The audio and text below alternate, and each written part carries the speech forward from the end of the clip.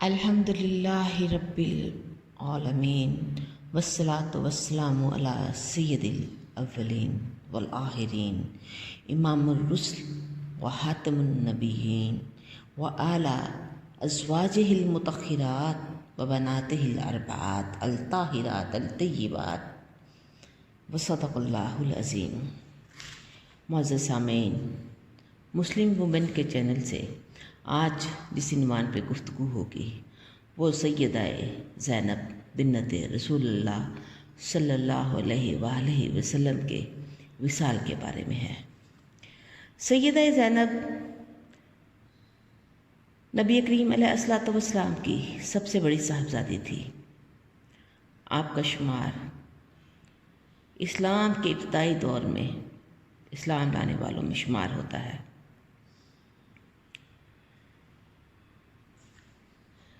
نبی کریم علیہ الصلوۃ والسلام اپنی اس صاحبزادی سے بہت محبت فرمایا کرتے تھے۔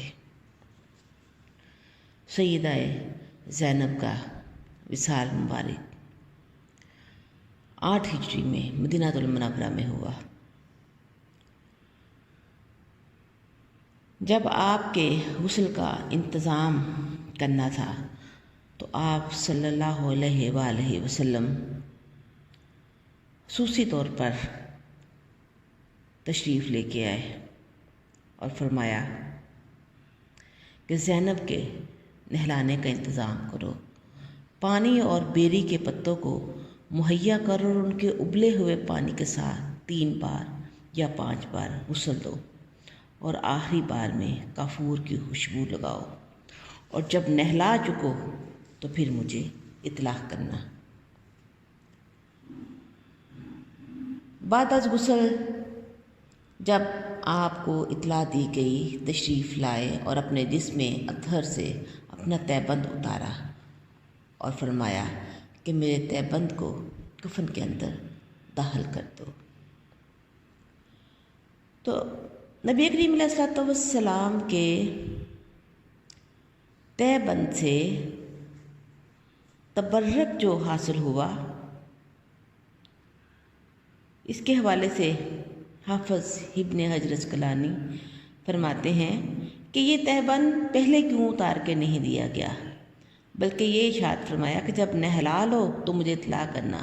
تو اس میں جو حکمت پوشیدہ تھی وہ یہ ہے کہ وہ تہبند زیادہ دیر نبی اقدس صلی اللہ علیہ وآلہ وسلم کے جسم اطہر سے لگا رہے اور قریب تر وقت میں منتقل ہو کر زینب کے جسم سے لگے، اور یہی چیز اصل میں تبرک پکڑنے کی ہے۔ سیدہ زینب رضی اللہ عنہا کا جب غسل مکمل ہو گیا اور کفن کا بھی انتظام ہو گیا تو حضرت اسماء بنت عمیس رضی اللہ عنہا، جو اس وقت حضرت جعفر طیار رضی اللہ کی زوجہ محترمہ تھی، انہوں نے ایک تجویز دی کہ حبشہ کے ملک میں دیکھا میں نے عورت کی پردہ داری کے لیے اس کی ناش کے اوپر ایک قسم کی ڈولی بنا کے ڈال دیتے ہیں جس سے میت کی جسامت مستور ہو جاتی ہے۔ تو ان کے مشورہ پر حضرت زینب کی چارپائی پر پردہ کا اس طرح سے اہتمام کیا گیا، اور حضرت زینب پہلی مسلمان خاتون تھیں جن کا جنازہ اس اہتمام اور تکریم سے اٹھایا گیا۔ سیدہ زینب کے جنازہ میں ان کی ہمشیرہ حضرت فاطمہ اور باقی ہمشیرہ نے بھی شرکت کی۔ مدینہ منورہ کی مسلمان عورتیں بھی جنازہ پڑھنے کی فضیلت میں شریک ہوئیں۔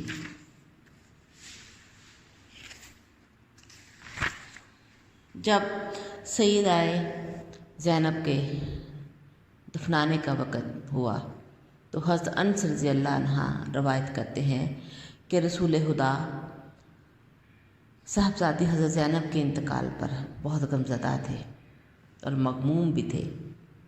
ہم میں سے کوئی ہمت نہیں کر پا رہا تھا کہ آپ سے ہم کلام ہوتا۔ جب لحد مبارک تیار ہونے میں کچھ وقت تھا تو آپ صلی اللہ علیہ وآلہ وسلم قبر کے پاس تشریف فرما ہوئے اور آپ کو اطلاع دے گی کہ لحد تیار ہو گئی ہے۔ نبی کریم علیہ الصلوۃ والسلام خود قبر کے اندر تشریف لے گئے اور تھوڑی دیر کے بعد باہر آئے تو آپ کا چہرہ مبارک کھلا ہوا تھا اور غم کے آثار بھی کم نظر آ رہے تھے۔ ہم نے اس کی وجہ پوچھی تو آقا دو جہاں نے فرمایا کہ قبر کی تنگی اور خوفناکی میرے سامنے تھی اور زینب کا ضعف اور کمزوری بھی مجھے معلوم تھی، بس میں نے اپنے اللہ رب العزت سے دعا کی کہ زینب کے لیے اس حالت کو آسان فرما دے، تو اللہ نے زینب سے اس مشکل کو دور کر دیا۔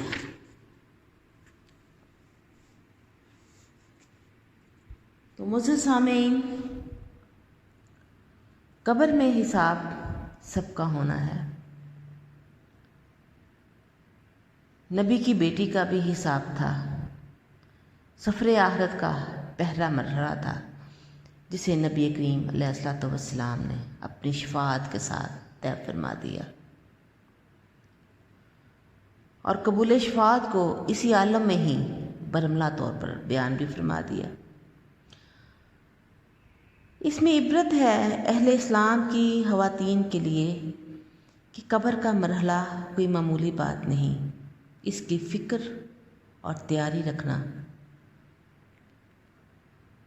ہر طرح کے فکر اور تیاری کرنی چاہیے۔